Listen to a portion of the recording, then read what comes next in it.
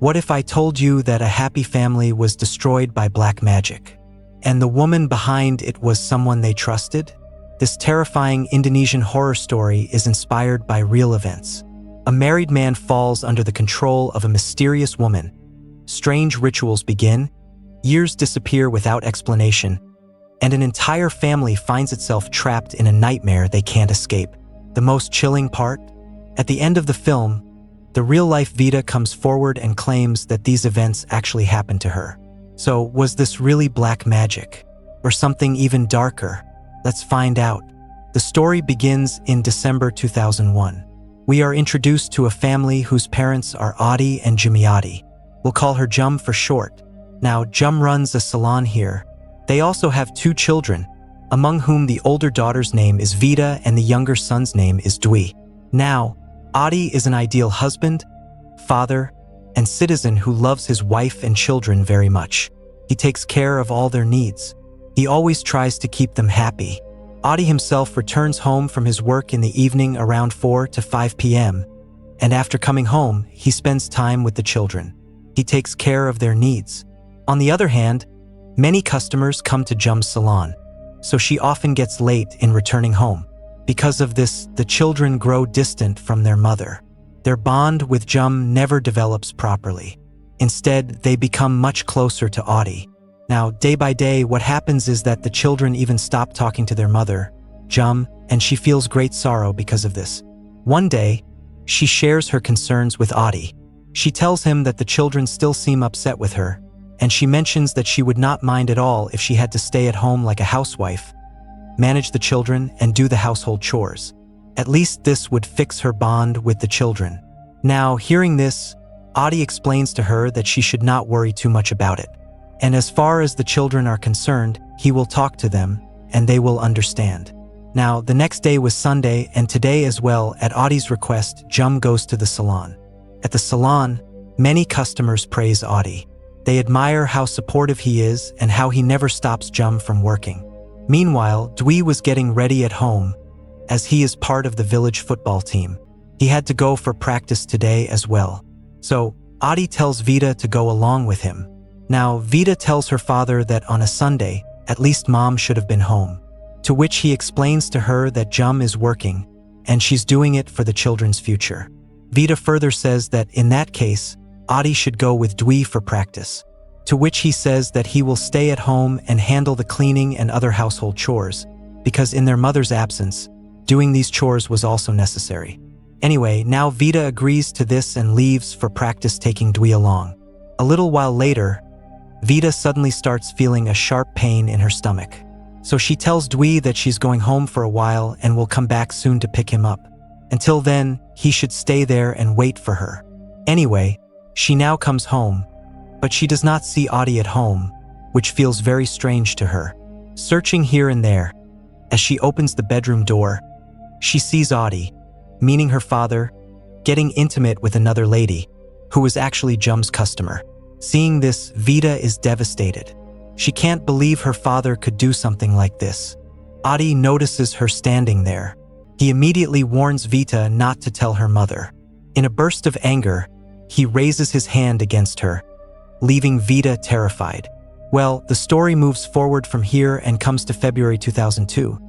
And Vita had kept Adi's secret to herself until now. But she is very angry with her father. Now, Adi is going to another city for a week regarding some work, and as a little too much time passes, the neighborhood people start gossiping a bit. Around the same time, Vita's report card arrives, and she finishes at the top of her class. It was also Dwi's birthday.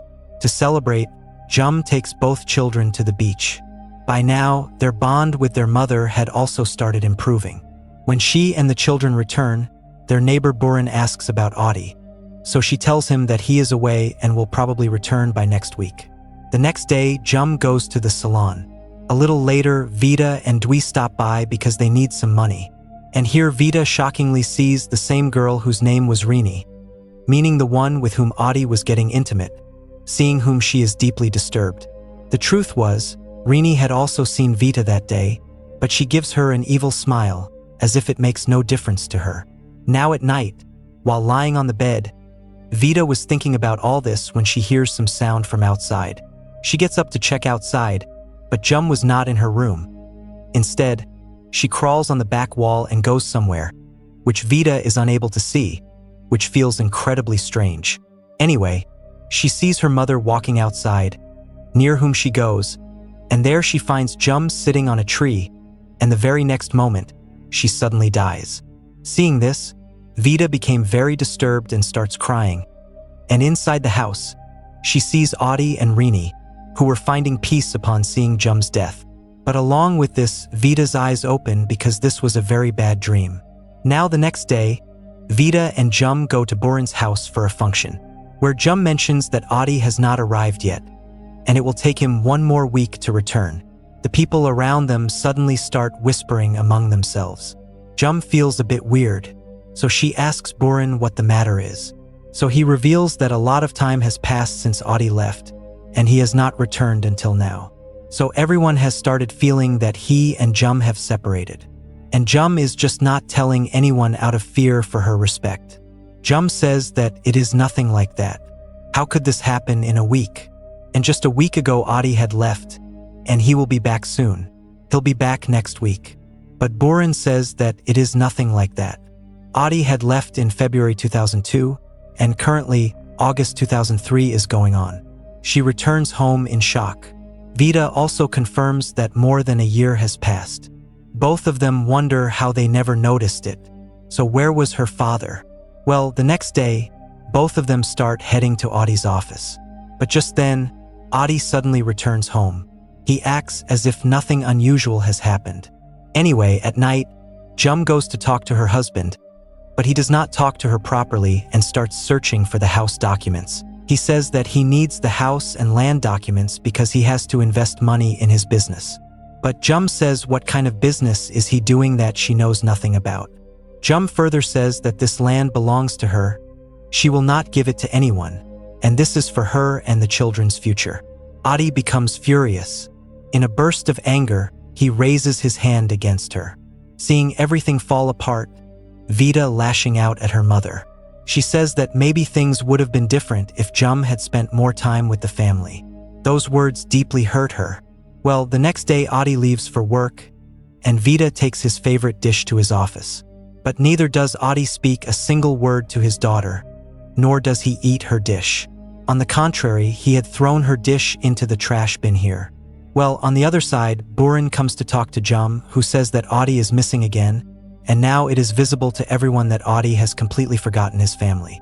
At the same time, his family also does not miss him the way they should, considering he has been missing for so long, and there could be a specific reason behind this, so they should meet and religious teacher Ahmed. That same night, Vita and Jum visit Ahmed. After examining the situation, he reveals something shocking. Audie hasn't disappeared at all. In reality, he is living with a lady who looks exactly like Jum. That lady has cast a spell over Audie, because of which it appears as if that girl is Jum, meaning Audie was having illusions. He was feeling as if he has been with his wife all this time. Well, here he tells about an ancient ritual whose name is Sabdabundita Ratu, which has been used for thousands of years, and previously leaders used to use it to capture other countries. But now it is twisted and used for wrong deeds, and this ritual has actually been performed by none other than Rini herself, which she has done far away with the help of a shaman. To perform the ritual, Rini must remain in complete silence. She cannot eat or drink anything, and she must endure it for 3 days and 3 nights. Well, now we see here that Rini begins the ritual, and a large python comes to her. It wraps around her, but she keeps sitting in meditation without getting scared of it. Further, small snakes surround her, but she remains sitting completely calm. And due to this, finally after 3 days, the ritual gets completed, and the shaman tells her that the man she wants will now become hers, will desire only her, and will remain hers completely. Coming home, Rini performed another blood ritual, inside which she has sealed Audie's eyes and heart. She also made Audie see his own family as complete strangers. And by performing a ritual upon herself, she started showing herself as Jum in Audie's eyes. And this was the reason that she was giving an evil smile upon seeing Vita. The reason may have been simple. Rini often heard people praising Audie, Over time, she may have become obsessed with him, due to which she decided to do this. Whenever Adi is with Rini, he believes he is with Jum. In his eyes, his real family has become complete strangers. And this has been happening for months, even years. Jum becomes very troubled by this and asks if there is any way to break the spell, to which Ahmad states that only Allah can fix everything. She should pray and offer namaz, by which everything can become fine. Coming home, Vida and Jum perform prayers. But in the meantime, inside the picture of Adi and Jum, the glass on Jum's side breaks. Now the next day, Jum comes to the salon. By now, the salon had almost no customers left. Now Jum also starts feeling hotter than normal. Blood starts coming from her nose, and at one point, the salon became almost completely empty. As she goes to drink water, she notices a scorpion inside the glass of water, which was actually not there. The sight terrifies her. The salon employees tell her something strange. Every morning, they find red soil outside the salon. They clean it up, but it keeps coming back. It means someone is trying to destroy her business. The next day, Jum takes the soil to Ahmad. After examining it, he confirms what the staff had suspected. However, Ahmad reveals something even more disturbing. The soil wasn't placed there by a business rival. It was placed by someone close to her. Meanwhile, Vida thinks back to the past. That's when she realizes something. Black magic may have been used on her as well, because when Rini had bumped into her once, she had seen a glimpse of her mother, meaning Jum, inside Rini instead. That night, Jum stays at the salon much longer than usual. She wants to find out who keeps throwing the mysterious soil outside her business. After waiting for quite some time, she finally spots someone approaching the salon. The moment that person throws the soil, Jum immediately follows him. To her shock, it turns out to be none other than Adi himself. A few moments later, she sees him leaving with Rini. And strangely, Rini doesn't seem afraid of Jum at all. Now the next day, Jum goes to Adi's office with the children, and he is a government employee who had gone somewhere for a meeting just then. So Jum reaches to talk to his boss. Jum explains everything to Adi's boss. After hearing the story, he reveals something shocking. The boss reveals a shocking truth. According to official documents, Jum had died 2 years earlier, and 1 year ago Adi married Rini. Jum says that she is still alive, and she is Adi's legal wife. Meaning, without her passing away, how can he do this? Outside, she finally confronts Adi. Furious, she asks why he's still trying to ruin her life and destroy her salon. She further says that Adi himself never fulfilled her needs, and that is why she had to run the salon, and she had not told these things to anyone either. But Adi starts getting angry at all this and says that he has nothing to do with them anymore. Well, on the other side, Rini had also started her salon, which was running quite well. Meanwhile, one night, she and Adi, with the help of the shaman, now summon the black magic entity Kajang Ratu, where they demand a lot of money and the highest promotion for Adi from her. Kajang Ratu tells them that in return, Adi will have to sacrifice something very special of his.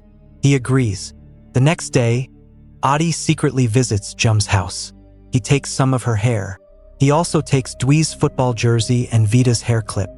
He was willing to sacrifice his own family. Rini encourages him. She tells Adi that he's doing the right thing. According to her, his family is nothing but a burden. The same night, Jum gets a strange smell in the house, and she sees a ghost in the house which is not visible to anyone else, which terrifies her. Now suddenly blood starts coming from her nose, and she faints. Well, the next day she goes to Ahmad and says that when Adi has already left her, why is he still tormenting her? Well, Ahmad writes a prayer and gives it to her, and says that she should recite this prayer daily for the next 40 days. First perform the normal prayer, and after that, recite this specific prayer. He says that she should pour a solution of rice water and salt all around the outside of the house. If any insect or pest is seen outside the house, throw salt on that too. Okay. Within Indonesian culture, black magic is performed through insects and pests as well here. Well, Jum does exactly the same, but things keep escalating. Like sometimes fireballs start colliding with the house. Sometimes thousands of scorpions come outside the house, upon which she throws salt. Sometimes the attacks keep getting worse. Sometimes the house becomes unbearably hot. Then one day, her stomach suddenly starts swelling.